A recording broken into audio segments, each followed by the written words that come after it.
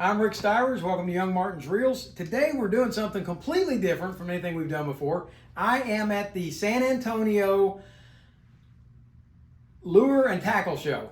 Yes, sir. And I got the name right? Yes, sir. And you are? I'm Logan Stewart. I'm the host of this show. Okay.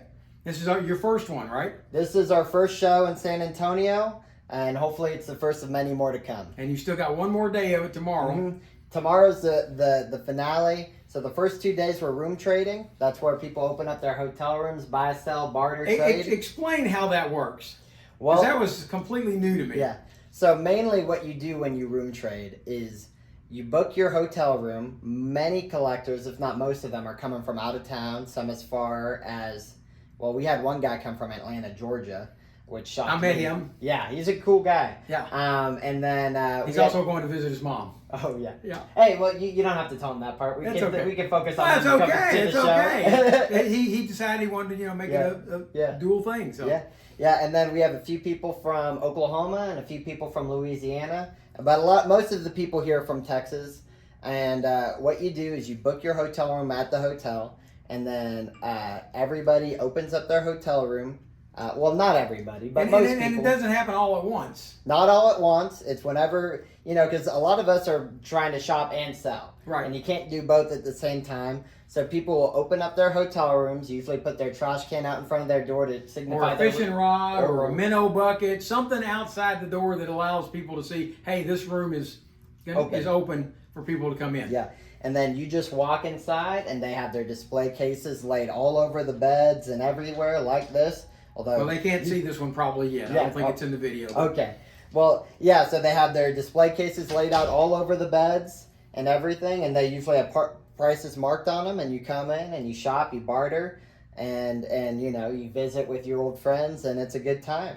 And then on Saturday, the show we have Saturdays, people will actually have their stuff set out on tables. Right. We're going to have an auction, and then we're going to have a display contest. We're giving away 3 awards, one for best display, best wooden lure display, and best plastic lure display. And then we're also giving away some items through a raffle. And that's the gist of a lure show, I guess I would say. And I was expecting to see a lot more tackle. I was expecting to see a bunch of different reels and that kind of stuff. Right now, this particular show is predominantly lures, correct? Correct. And part of the reason that is there's no good time to schedule a show, especially this time of year in the fall. There's almost always a conflict of interest. And unfortunately, the conflict of interest that is most important to this show is the ORCA, the Old Reel Collectors Association, is having their national meet in upstate New York. I think a few days ago. I think it's done by the time by today. By today. But, those people are still in New York or on their way home.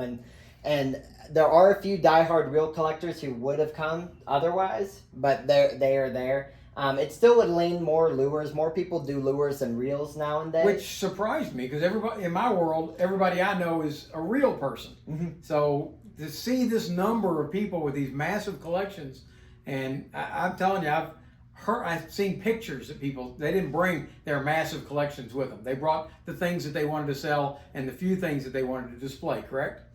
Some people did bring a lot of their displays, but yeah, some of these people have 10 to 20 times more stuff at home. Yeah, I was talking to a guy this morning who has over 50,000 lures. Yeah. In what he calls lunker, did he call that? The lunker bunker? The lunker bunker. He's got his lunker bunker, and he's got over 50,000 lures in there. Mm-hmm. So it's just amazing that I talked to one of your people, and he was explaining the 3 different kinds of people that attend these shows. The first type person is me, somebody who knows nothing about it and comes to see what it's all about. The second person is the person who they come to socialize with people that collect the same things that they do. So these people, they've known each other for years. Some of them met, 20, 30 years ago, and they've been going to these ever since then. And they get together and they hang out. And then there's other people who are serious collectors who are looking to purchase certain things because they're looking for the turnaround. They're looking to buy certain things so they can take it and resell it again. So it's really fascinating. I've been amazed. I did not know that there was even a lure manufacturing company ever in San Antonio. Mm-hmm. So Logan's going to tell us about that in a separate video, but we wanted to talk about the show itself right now in the first video. So you got anything else to tell us? Well, how did you end up putting on a show? Well, believe it or not, the average demographic of the antique and vintage fishing lure collector skews a little bit older. Yes. I would say. So, Yes. being a young guy who collects, I am presumed to have the youth and vigor and the patience to put on the effort to make a show. And really, what happened is there used to be 2 shows in Texas. Temple and Burleson. Okay. Relatively recently, Burleson stopped happening. All right. I'll get that later. It's okay. Burleson stopped happening relatively recently, so there was only 1 show in Texas. And I just didn't think that was right for Texas, and I wanted to put in the effort and see if we could get another lure show. There is another show coming in April, right, in Temple? Temple, Texas, yes, and that one's NFLCC is affiliated. Now, what is NFLCC for those who don't know? NFLCC is the National Fishing Lures Collectors Club. It's $35 a year, and that is the club for antique and vintage lure collectors. You can find, I think their website is nflcc.org, and if any of y'all have interest in that, y'all can go to their website. Now, they also have a magazine. Is that magazine included in that membership? Yes, sir. I think it's 4 magazines. I don't know how old this one is, but there's one right here. 2014. Yeah. 2014. Okay, Yeah. This is an old one, but yeah. So anybody that's interested in collecting lures instead of dealing with the reels like I'm doing, hey, there you go. Mm-hmm. NFLCC. NFLCC. Look them up online. I'm sure they've got a website. Mm-hmm. Okay. Yes, sir. Now we're going to talk about the specifics of this later, but for those of you who collect reels out there, Chris, you're one of them. You guys think you pay a lot for things, okay? We're going to talk just a minute about some money that was spent today. How much did you spend today on buying lures, if you don't mind telling us? I wish I knew the answer to that question. If you combine the last 2 days, it's probably been over $1,000. But you not bought, probably, but you bought like 1,000 lures, right? Not quite that many. Maybe 20. 20 lures for $1,000. But some of There those you were go. only $5. Probably, yeah. It's a Okay. lot of money if you do it right. And what's the most you've ever paid for a lure? The most I've ever paid for a lure is about $800, and that was for a nickel silver dollar perch. Okay. Come on in. Come on in. Good. Yeah. And that's the way this works, folks. People just walk in, they come visit, the door's open, and we're shooting a video right now. And that's fine. Yeah. You're more than welcome. You saw talking about Billy Bass lures. Let's talk about that. Yeah. So these were made in the 60s in Gilmer, Texas, by a man by the name of Billy Bass. And you might be wondering if this man was named after the fish, the famous singing Billy Bass. The Billy Bass singing fish. Mm-hmm. Yeah.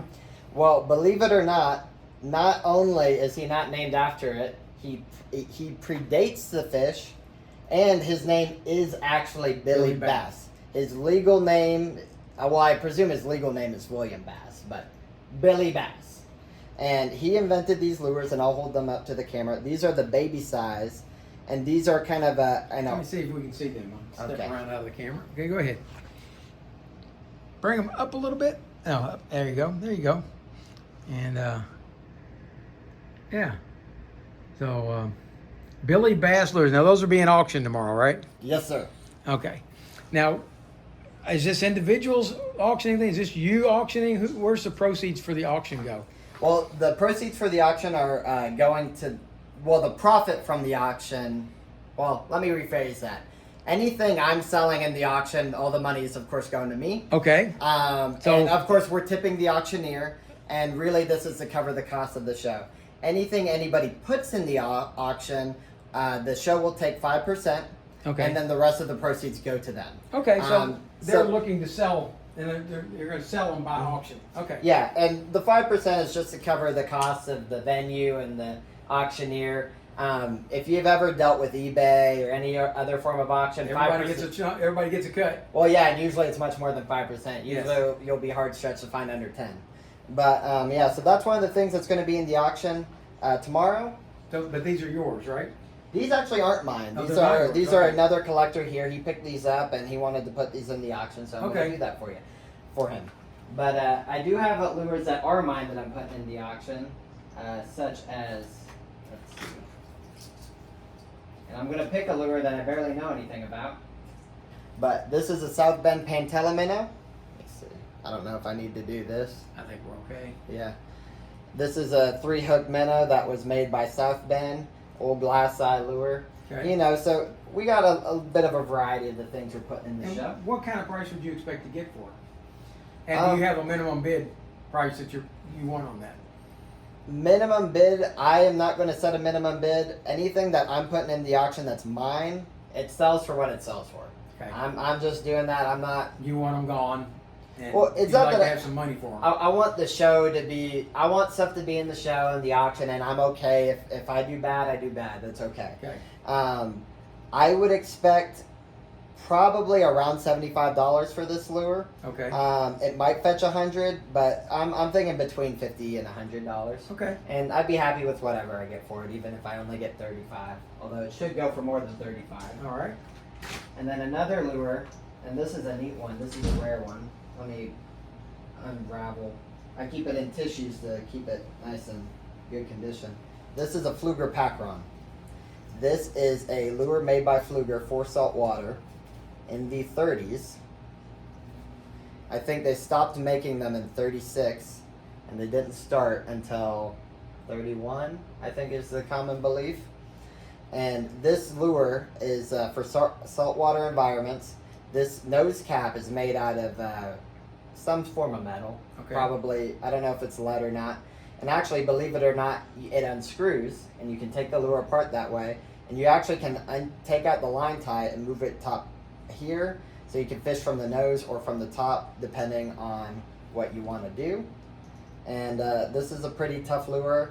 And in this condition, because usually old saltwater lures are hard to find in good condition, because saltwater will eat a lure, Okay. you know, and generally the fish in saltwater have sharp teeth.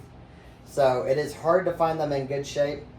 I am hoping it brings in about $250. Okay. If it brings in 200, I'm happy.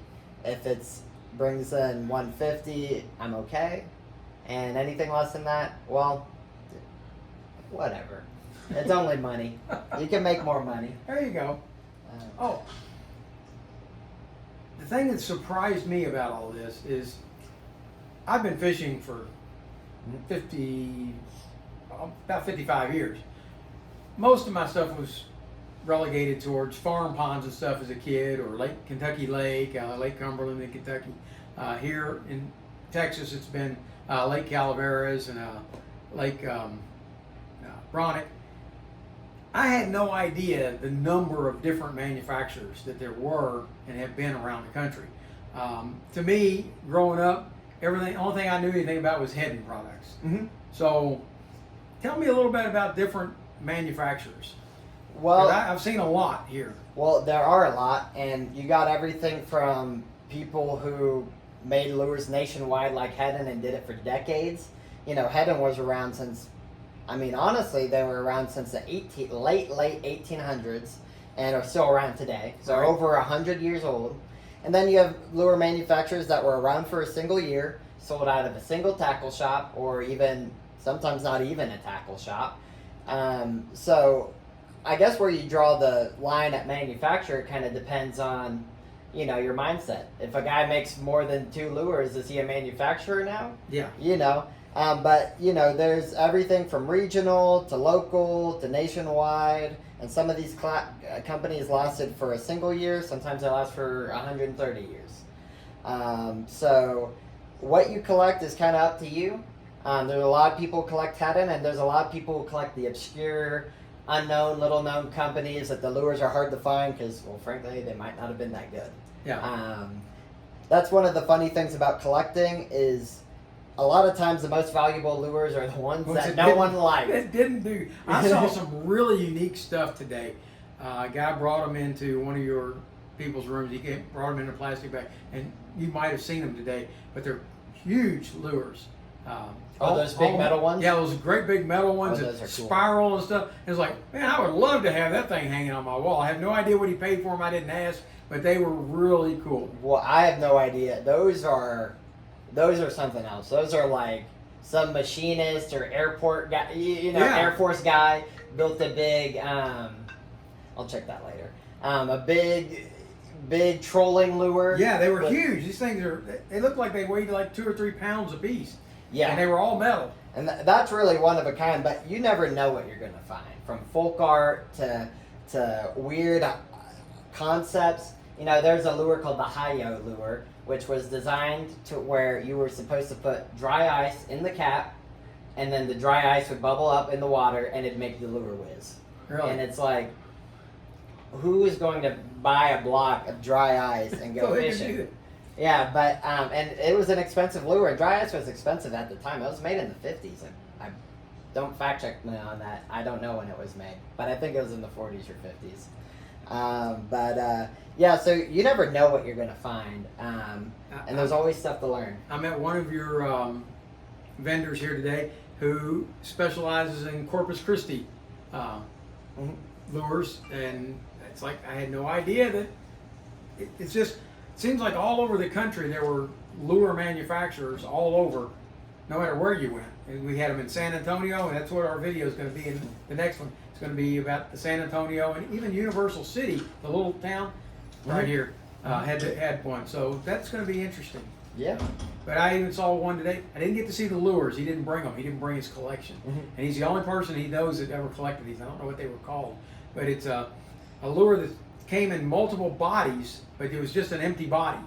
And it had a rig that you would take the body and snap it into and fish with. And he said, as far as he knows, he's the only person ever collected them. I think he called him a Crawford, but I'm not sure what. I'm not familiar with it. Yeah, it was something I'd never seen before. I was like, this looks like if a fish hit this back hook that the body would pop out. He goes, yeah, it looks like it would. He said, but they all float. So if the body pops out, it's going to float up. You still got the fish on your rig, and the body's going to float. I said, did these sell much? He goes, you've never seen any others, have you? I said, okay. So it's been really unique. It's been a very learning experience. Do I plan to collect lures? No. Do I have a couple hundred? Yes, I do. But I can't afford this. Yeah. My wife would have a cow if I started spending this kind of money. Well, I didn't collect bingos until I did, and I didn't collect sportsmen's until I did. About 2 years ago today, I would have told you I only collect nickels. And the cases in front of you are not all of them are nickels, so things might change. Yeah. Well, guys, if you want to come to the show next year, have you got one scheduled for next year yet? Not scheduled, but I plan on doing it again next year. Okay.